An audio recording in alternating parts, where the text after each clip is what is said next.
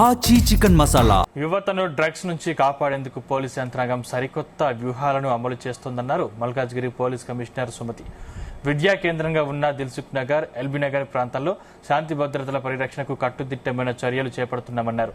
ఈ ప్రాంతాల్లో డ్రగ్స్ వాడకంపై ఉక్కుపాదం మోపుతున్నామన్నారు. రూల్స్ అతిక్రమిస్తే ఎంతటి వారినైనా ఉపేక్షించేది లేదన్నారు. కొంతమంది యువకుల ప్రవర్తన బాగాలేదని సుమతి అభిప్రాయపడ్డారు.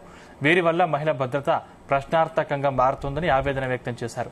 కొందరు మద్యం మత్తులో, మరికొందరు గంజాయి మత్తులో తూగుతున్నారన్నారు.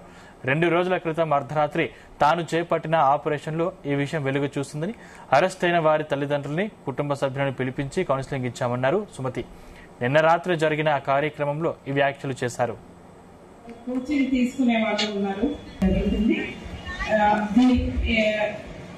గ్రేటర్ హైదరాబాద్ రీజన్ లో ఇది ప్రముఖమైన ఎందుకంటే ఇక్కడ చాలా రెసిడెన్షియల్ కాలనీస్ ఉన్నాయి.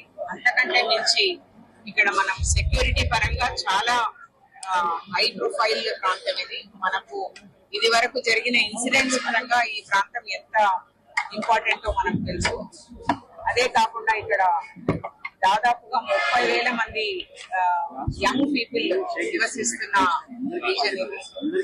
వీళ్ళందరూ కూడా టెంపరరీ అకామిడేషన్స్ లో, అంటే నేను హాస్టల్స్ అని ఖచ్చితంగా చెప్పలేదు, టెంపరరీ అకామిడేషన్స్ లో ఏదో చదువుకోవడానికి కానీ రకరకాల పరీక్షలు రాయడానికి ఆంధ్రప్రదేశ్ నుంచి, తెలంగాణ నుంచి, అన్ని ప్రాంతాల నుంచి ఇక్కడ యంగ్ పాపులేషన్. వీళ్ళందరూ కూడా ఈ ప్రాంతంలో పనిచేసే వాళ్ళు, చదువుకునే వాళ్ళు. ఈ ప్రాంతం పగలు రాత్రి అని లేకుండా కంప్లీట్ గా చాలా రద్దీగా ఉండే ప్రాంతం ఇది. దాన్ని ఆసరాగా తీసుకొని కొంతమంది, కొన్ని శక్తులు, కొన్ని గ్రూప్స్ ఈ పిల్లలను, తర్వాత ఈ యంగ్ పాపులేషన్ ని ఒక రకంగా డ్రగ్స్ బారిన పడడానికి, లేదంటే వేరే దురలవాట్ల బారిన పడడానికి ఇక్కడ ఉన్న వాతావరణము కొంత ఉపయుక్తం అవుతుంది. దానివల్ల క్రైమ్ రేట్ పెరిగే ఛాన్స్ ఉందన్న ఒక ఉద్దేశంతో ఈ ఏరియాలో చాలా చిన్న చిన్న క్రైమ్స్ అయ్యాయి. కాకపోతే నివాస యోగ్యమైన ప్రాంతంలో ఇలాంటివి జరగడం కరెక్ట్ కాదు.